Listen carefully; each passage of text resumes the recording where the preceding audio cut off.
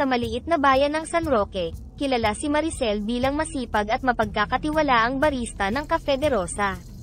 Isang malakas na bagyong dala ang mabibigat na ulap at walang tigil na ulan, ang nagpalubog sa mga kalye at nagdulot ng biglaang pagkawala ng kuryente sa buong bayan. Ang coffee shop, na dati-rati puno ng liwanag at ingay ng mga tao, ay ngayon ay binabalot ng katahimikan at dilim. Sa kabila ng masamang panahon, nagpasya si Maricel na manatili sa coffee shop hanggang sa huling customer. Habang inililigpit niya ang mga gamit sa pamamagitan ng ilaw ng kandila, isang mahinang iyak ang pumukaw sa kanyang pansin. "May tao ba dyan?" tanong niya, tinatanaw ang madilim na sulok ng coffee shop. "Tulong," isang mahinang tinig ang sumagot. Lumapit si Maricel dala ang isang kandila, at doon niya nakita ang isang basang duwende na nasa isang sulok. "Ay Diyos ko! Anong nangyari sa'yo?" gulat na tanong ni Maricel habang dahan-daang lumalapit. "Naipit ako sa labas nang bumuhos ang malakas na ulan," paliwanag ng duwende, na ang mga mata ay puno ng takot at pag-aalala. Binigyan siya ni Maricel ng tuwalya. "Ito, gamitin mo ito para makapagpatuyo."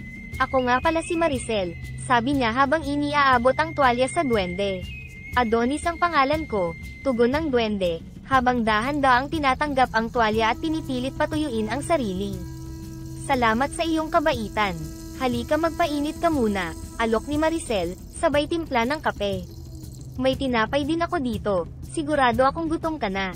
Tumango si Adonis, at habang hinihintay ang kape, kinuha ni Maricel ang ilang piraso ng tinapay mula sa display at inilapag ito sa isang plato. "Pasensya ka na sa dilim. Nawalan tayo ng kuryente dahil sa bagyo. Sanay na ako sa dilim, pero mas mabuti talaga ang may liwanag," sagot ni Adonis habang tinatanggap ang plato ng tinapay. Umupo sila sa isa sa mga mesa malapit sa bintana, kung saan bahagyang mas maliwanag dahil sa mga kislap ng kidlat sa labas. Habang umiinom ng kape at kumakain ng tinapay, nagkwento si Adonis tungkol sa kanyang buhay bilang duwende, ang mga mahihiwagang lugar na kanyang napuntahan, at kung paano siya napadpad sa bayan ng San Roque dahil sa bagyo. "Kasama na sa buhay ko ang paglalakbay, pero bihira akong makatagpo ng taong tulad mo Maricel, na handang magbigay ng tulong ng walang hinihintay na kapalit," sabi ni Adonis, taos-pusong pasasalamat ang makikita sa kanyang mga mata. "Sa panahon ngayon, mahirap nang makatagpo ng totoong kabutihan," tugon ni Maricel, habang pinagmamasdan ang mga patak ng ulan na tumatama sa bintana. "Lahat tayo ay may pinagdadaanan, at kung may magagawa akong mabuti, bakit hindi?" Habang lumalalim ang gabi, ang dalawang nilalang mula sa magkaibang mundo ay nagbahagi ng mga kwento at saloobin, na para bang matagal na silang magkakilala. Sa gabing iyon, isang bagong pagkakaibigan ang umusbong sa gitna ng bagyo, sa ilalim ng kumukutitap na ilaw ng mga kandila. Pagkatapos ng ilang oras ng kwentuhan at pagbabahagi ng mga karanasan, dama ni Maricel ang bigat ng responsibilidad na naghihintay sa kanya sa bahay. Tumingin siya kay Adonis, na ngayon ay nakabalot sa isang tuyong kumot sa isang sulok ng coffee shop. "Adonis, kailangan ko nang umuwi para asikasuhin ang aking ina at mga pamangkin. Mahirap silang iwan ng matagal lalo na't may sakit ang aking ina," malumanay na sabi ni Maricel.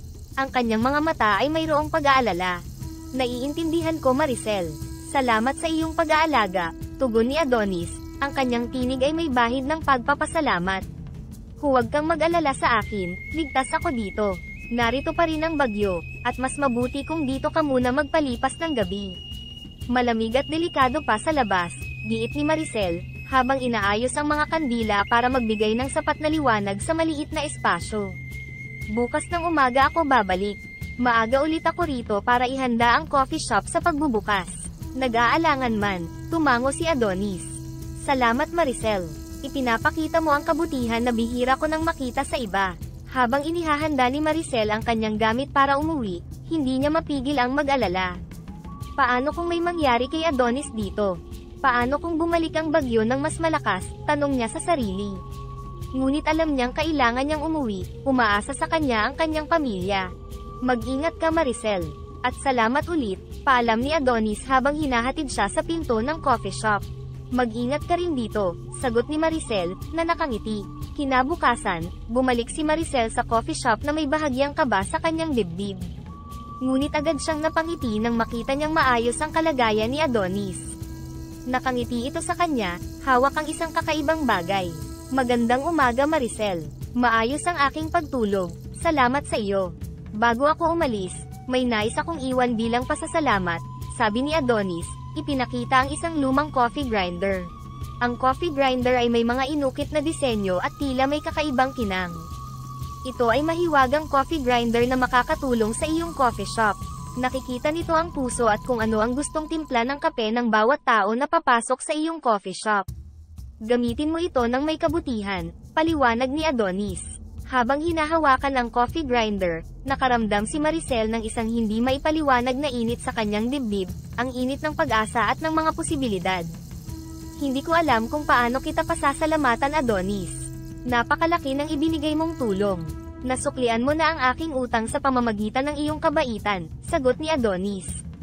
Alagaan mo ang iyong pamilya, at alagaan mo rin ang iyong sarili. At sa kanilang pagpapaalam, parehong may ngiti sa kanilang mga labi, at may kapanatagan sa kanilang mga puso. Ang kabutihan ni Maricel ay umani ng isang biyayang maaaring baguhin hindi lamang ang kanyang buhay, kundi pati na rin ang buhay ng mga tao sa kanyang paligid.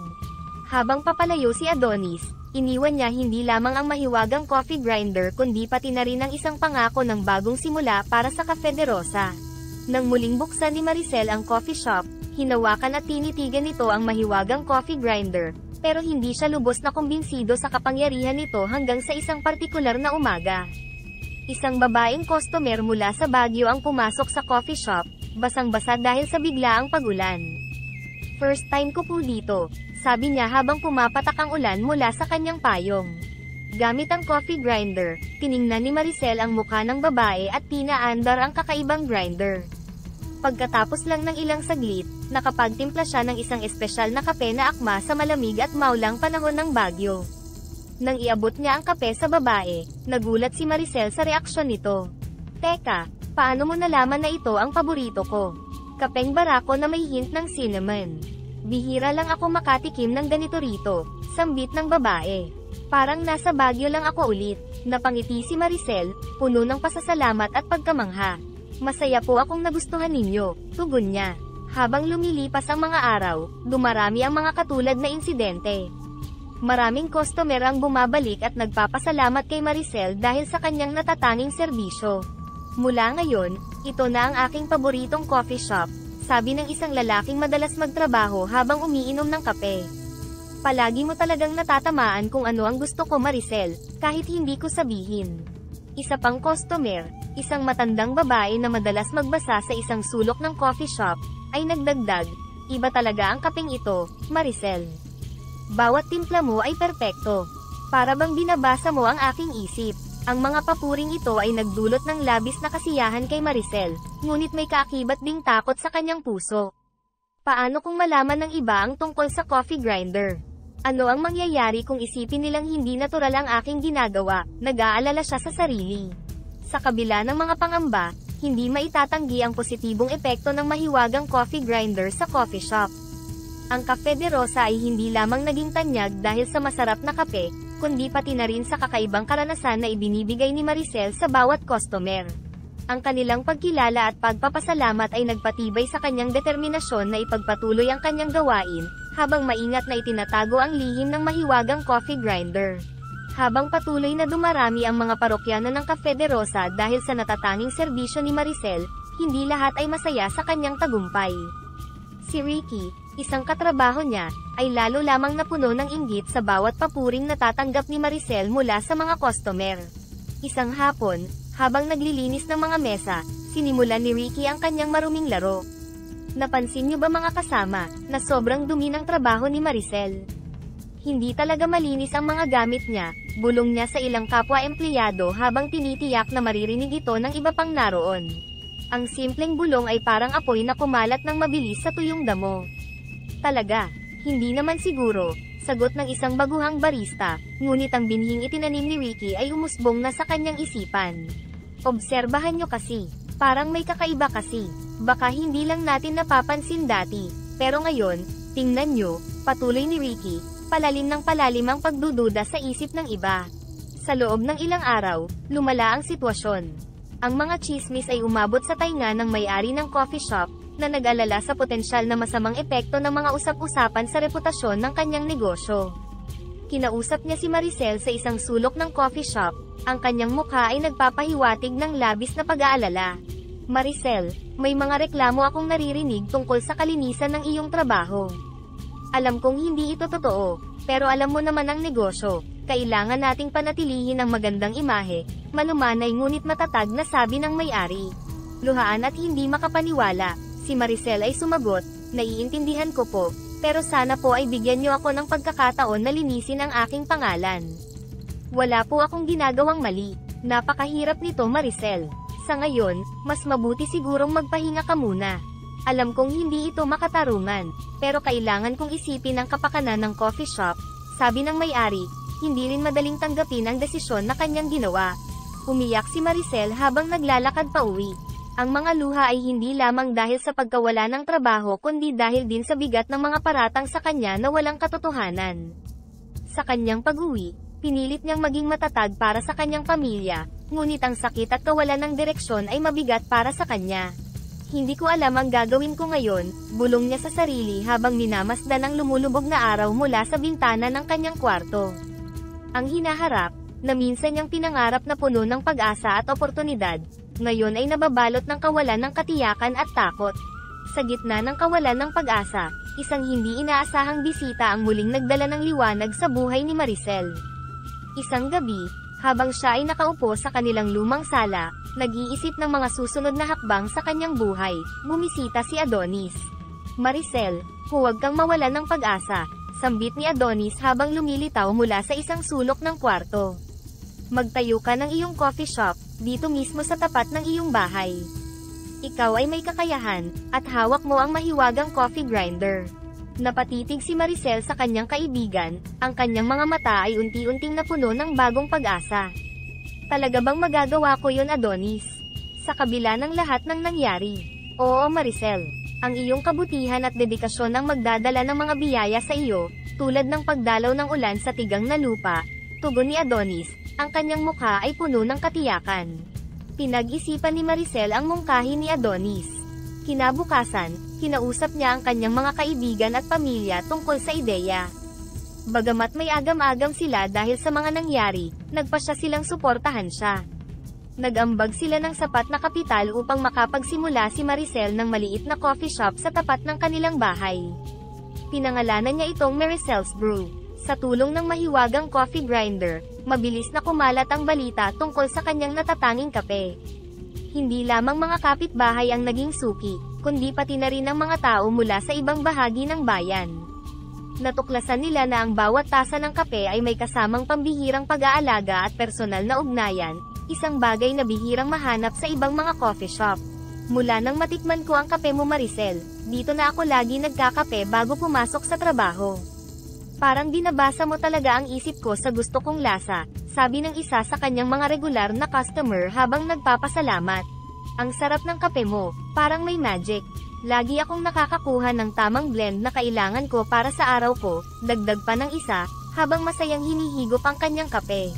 Ang simpleng coffee shop ni Maricel ay naging isang munting santuaryo para sa mga taong naghahanap ng kaginhawaan at kalidad.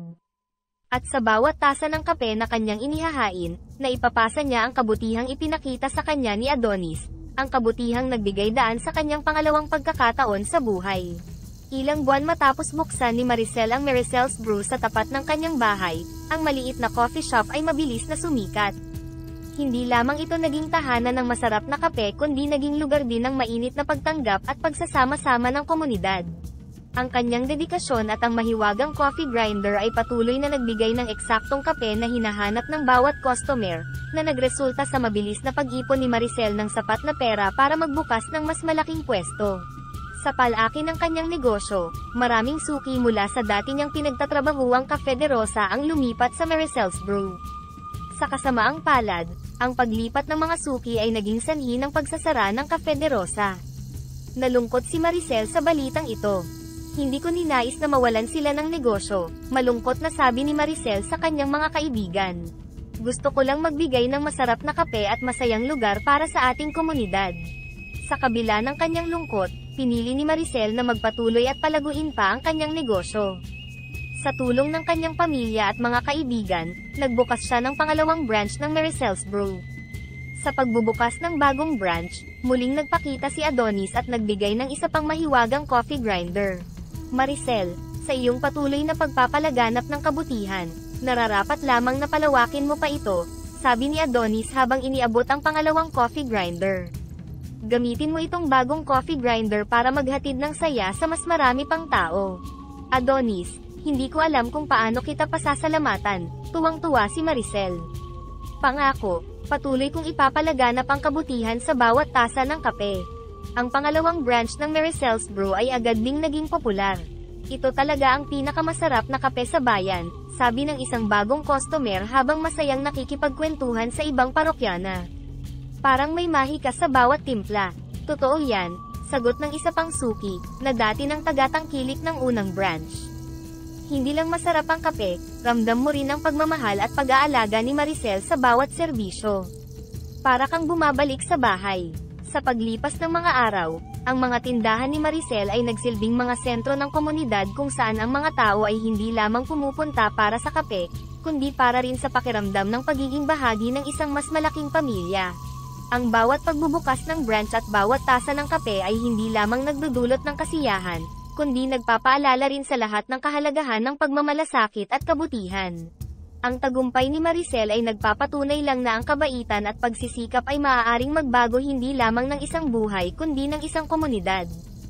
Sa tulong ng kanyang mahiwagang coffee grinder at ang suporta ng mga taong nagmamahal sa kanya, patuloy niyang pinapainit ang mga puso ng bawat tao na pumapasok sa kanyang coffee shop.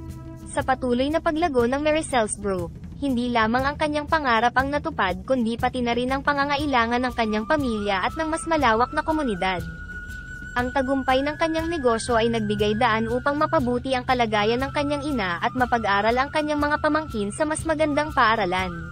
Isang araw, habang nasa kanyang coffee shop, nagkaroon ng pagkakataon si Maricel na makipag-usap sa kanyang ina tungkol sa mga pagbabago sa kanilang buhay.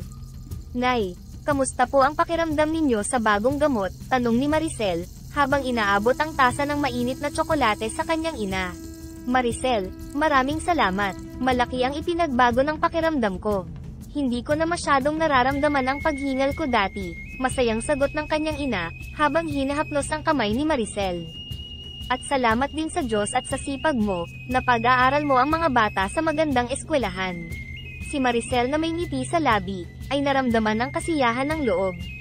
Para po yan sa inyo, Nay. Ginagawa ko ito para mabigyan kayo ng mas magandang buhay. Hindi lamang ang kanyang pamilya ang nakinabang sa kanyang tagumpay. Napagpasyahan ni Maricel na maglaan ng bahagi ng kanyang kita para tumulong sa mga batang may sakit sa puso, tulad ng kanyang ina. Tumutulong siya sa isang foundation na naglalayong suportahan ang mga pamilyang hindi kayang tustusan ang paggamot sa kanilang mga anak. Sa isang fundraising event para sa foundation, lumapit ang mga magulang ng mga batang natulungan ni Maricel. Isang ina, na ang mga mata ay puno ng luha ng pasasalamat, ay niyakap si Maricel. Maricel, hindi ko alam kung paano kita pasasalamatan. Dahil sa tulong mo, nabigyan ng pag-asa ang anak ko na lumaban sa kanyang sakit, sabi niya, ang kanyang boses ay nanginginig. Lubos ang pasasalamat namin sa iyo, Maricel. Ipinakita mo sa amin na may mga taong tulad mo pa rin na handang mag-abot ng tulong sa mga nangangailangan, dagdag ng isang ama, habang hinahawakan ang kamay ni Maricel. Sa mga sandaling iyon, naramdaman ni Maricel ang bigat ngunit matamis na responsibilidad na kanyang pinapasan. Wala po yun. Tulong-tulong lang tayo. Bawat bata ay may karapatang mabuhay ng malusog at masaya. Ginagawa ko lang po ang makakaya ko para makatulong, tugon niya. Ang puso ay puno ng kasiyahan sa pagkakataong makagawa ng mabuti. Ang coffee shop na nagsimula bilang isang simpleng pangarap ay naging instrumento ng pagbabago hindi lamang sa buhay ni Maricel kundi sa buong komunidad. Ang bawat tasa ng kape ay hindi lamang simbolo ng kanyang tagumpay kundi pati na rin ng kanyang pagmamahal at dedikasyon sa kapwa. Sa pagtatapos ng araw, umuwi si Maricel sa kanilang tahanan, ang puso ay busog sa kagalakan na dulot ng pagtulong sa iba, isang paalala na ang tunay na tagumpay ay nasusukat sa kabutihang na ibabahagi sa mundo.